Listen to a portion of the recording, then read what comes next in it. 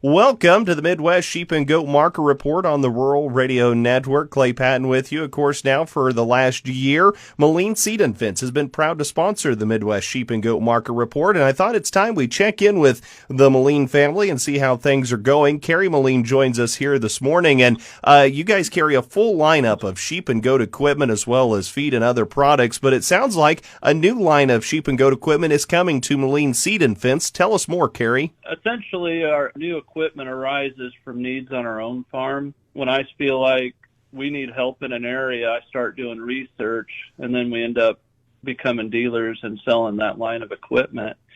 And that's what's happened with DNS livestock equipment. The last year, as we were working goats, it just seemed like our flip table, it was just a lot of work. Yet the table was heavy and flipping the goat was heavy.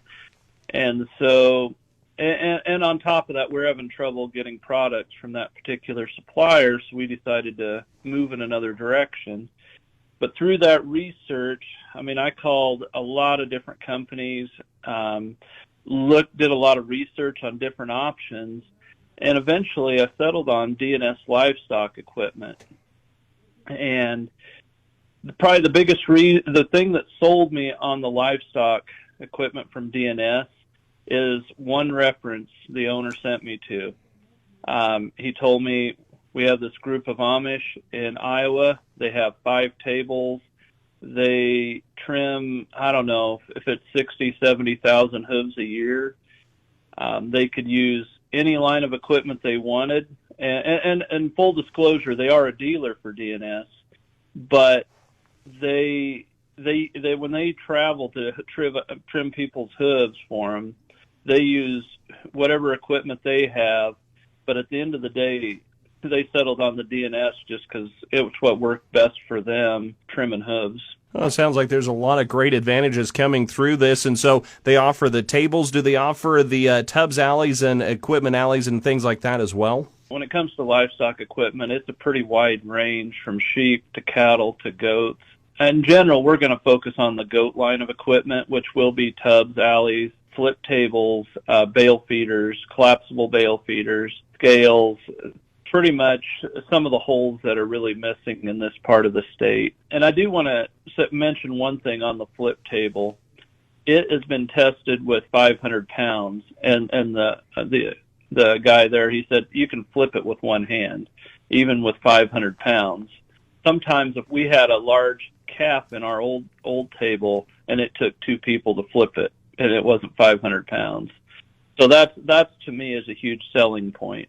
That is. That sounds handy. As we're starting to get here into the summertime, though, I know you were talking about wanting to do some fencing projects this summer. Where are you guys at when it comes to goat fencing? Because I know that, as the old saying goes, if you can hold diesel, you can hold a goat. But you guys have really worked through, whether it be powered fencing, electric fencing, standard pasture fencing, and other things. You've worked and researched and looked through a lot of options. What are you thinking for your personal fence this year? For my personal fence, it really depends on the location. Like we had an opportunity to graze a pasture, a leafy spurge this summer. So in that application, it's not practical to put in any permanent fence. And so right now we've got a paddock of 30 rolls of netting fencing in about 30 acres.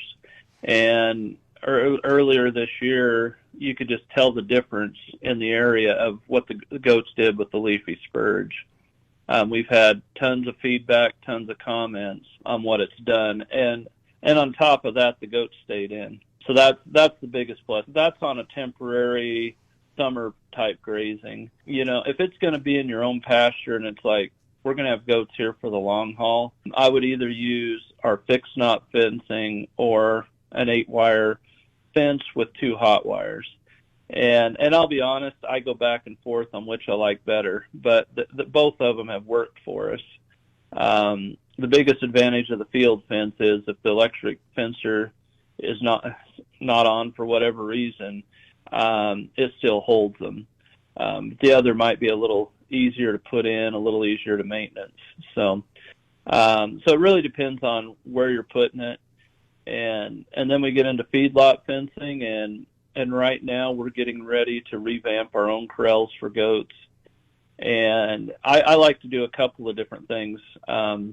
On a practical level, I look at what if I sell this place someday, resale value.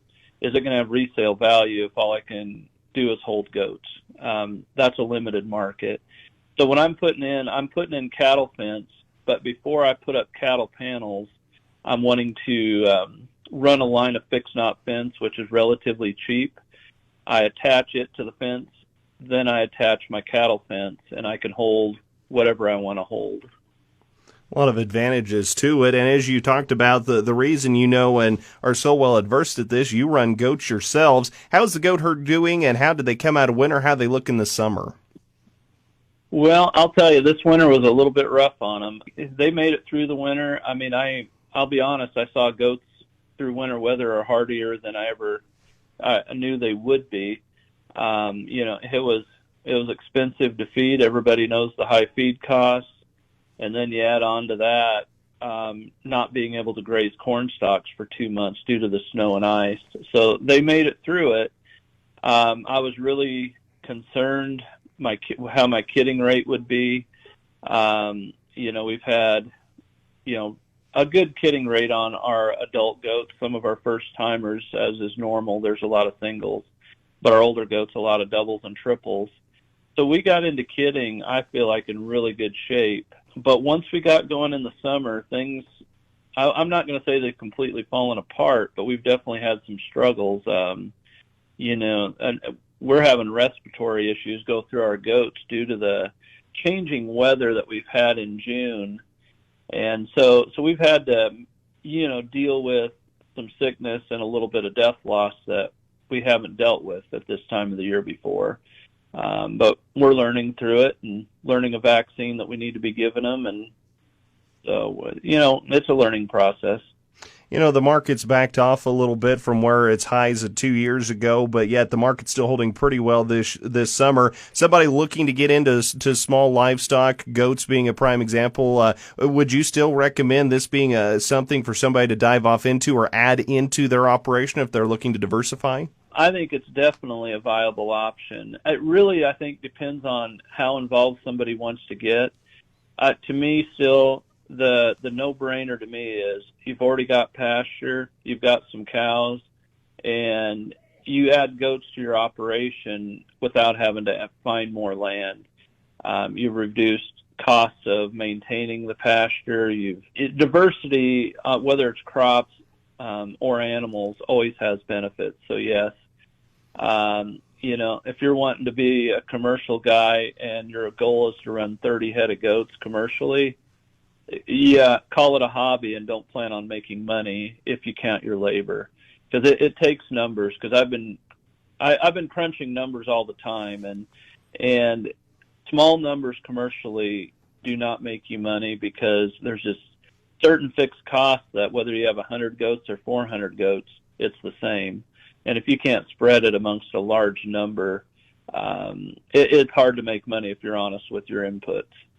That's wise words coming out from Kerry Moline, Moline Seed and Fence, and they are, of course, the sponsors of the Midwest Sheep and Goat Market Report. Kerry, for folks to learn more, reach out to you, pick your brain on goat equipment as well as fencing equipment. What's the best way to do that?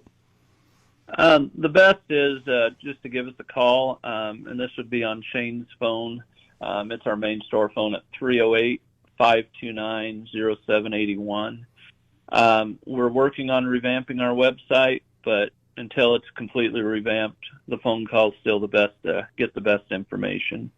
And again, it's Kerry Moline, Moline Seed and Fence. As you heard, give them a call anytime for your sheep and goat needs. It's Moline Seed and Fence, and this has been this week's Midwest Sheep and Goat Market Report.